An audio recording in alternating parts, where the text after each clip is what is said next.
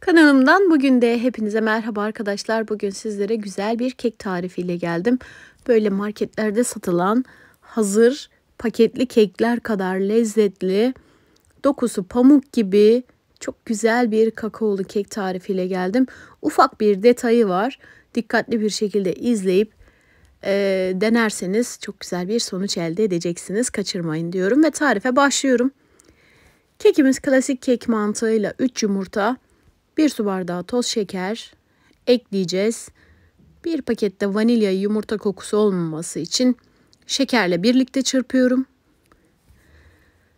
Şöyle rengi açılana kadar, krema kıvamına gelene kadar mikserle çırpıyorum. Mikseriniz yoksa el çırpıcısıyla da çırpabilirsiniz arkadaşlar. Evet, gördüğünüz gibi rengi açıldı, kıvamı koyulaştı. Şeker içerisinde tamamen eridi. Hemen üzerine 1 çay bardağı sıvı yağ ekliyorum. 1 su bardağı da süt ekliyorum. Kullandığım bardaklar klasik su bardağı, klasik çay bardağı arkadaşlar. Su bardağı 200 mililitre, çay bardağı 100 mililitrelik klasik çay bardağı. Şöyle mikserin ucuyla hafif bir karıştırdım. Bundan sonra miksere ihtiyacımız olmayacak. O yüzden mikserin ucunu çıkarmaya çalışıyorum. Çıkarırken keşke mikseri de çalıştırmasaydım. Ortalık batmayacaktı. Neyse, olur böyle aksilikler mutfakta diyorum ve tarife devam ediyorum. 2 su bardağı klasik su bardağıyla yine unu ekliyorum. 3 yemek kaşığı kakao ekliyorum. Evet, püf noktamız bu arkadaşlar. 2 yemek kaşığı silme dolusu nişasta ekliyorum. Nişasta kekimizin dokusuna çok güzel bir katkı sağlayacak. Yumuşacık, içi böyle çok sert olmayan bir kek elde etmemizi sağlayacak. Bir pakette kabartma tozu ekledikten sonra şöyle süzgeçte kaşıkla birazcık titreşim yaparak süzgeçten geçirdim malzemeleri. Eleyince kekinizin dokusu daha güzel olacak arkadaşlar. Ama eleğiniz yoksa elemeye edebilirsiniz. Sadece malzemelerin daha iyi karışması, unun içerisinde topak kalmaması için elemek daha iyi sonuç veriyor. Hemen şöyle kek kalıbımın içerisini yağladım. Katı yağ ile yağlıyorum. Sıvı yağınız varsa sıvı yağ ile de yağlayabilirsiniz. Bu kalıplar çok güzel döküm kalıp, yapışma olmuyor. O yüzden ben hemen katı yağla şöyle bir yağlayıp kek harcını içerisine döküyorum. Bakın, kek harcının kıvamı videoda gördüğünüz gibi akışkan bir kıvam. Çok böyle unu fazla olmamalı.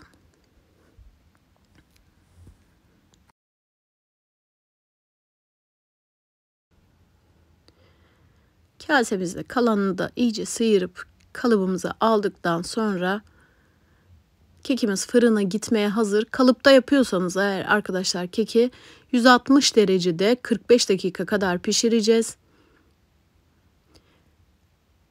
45 dakika sonra pişmiş olacak. Eğer düz bir tepside yapıyorsanız keki 25 dakikada 30 dakikada pişer arkadaşlar. Kalıp derin olunca için daha iyi pişmesi için düşük ısıda pişirmeniz lazım. Ama tepside pişirirseniz 180 derecelik fırında 25 dakikada kekinizi pişirebilirsiniz. Fırından çıkardım. Birazcık ılımasını bekledim. Soğutmuyoruz arkadaşlar kalıpta. Soğursa biraz çıkması zorlaşabilir. Ilık bir haldeyken hemen kalıbımızdan çıkaralım. Şöyle kenar temizliğini de yaptıktan sonra servisine geçiyorum artık. Birazcık süslemek için üzerine birazcık çikolata sosu gezdiriyorum.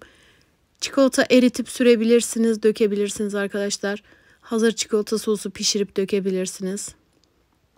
Veya benim gibi evinizde böyle çikolata sosu varsa onunla da süsleyebilirsiniz kekinizi. Tamamen size kalmış. Süslemeden de gayet normal dilimleyerek tüketebilirsiniz.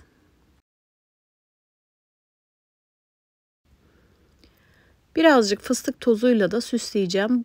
Bunlar tamamen kamerada daha güzel çıksın diye, birazcık da sunumu daha güzelleşsin diye arkadaşlar. Şart değil. Evinizde yoksa fıstık tozu da serpmeyebilirsiniz. Çikolata sosu da dökmeyebilirsiniz. Kekinizi dilimleyip afiyetle çayınızın kahvenizin yanına bir dilim yiyebilirsiniz. Bu görsellik, tabii bizim işimiz biraz da görsele hitap ettiği için sadece süsleme amaçlı bunlar. Tabii birazcık da lezzetini artıran şeyler. Hemen şöyle bir bıçakla dilimliyorum ve dokusunu sizlere gösteriyorum. Hala çok sıcak. Gerçekten yumuşacık, pamuk gibi. Dokusu böyle dağılgan. İçi nemli. Çok güzel bir kakaolu kek oldu. Şöyle daha yakından çatalla da bölerek göstereceğim. Bakın. İçerisine fındık, fıstık ekleyebilirsiniz. Damla çikolata varsa damla çikolata ekleyebilirsiniz. Gerçekten böyle pamuk gibi yumuşacık, tane tane olan bir kek oluyor. Deneyecek olanlara afiyet olsun diyorum. Bugün de beni izlediğiniz için çok teşekkür ediyorum. Yorumlarınızı merakla bekliyorum. Yeni tariflerde görüşmek üzere. Hoşça kalın.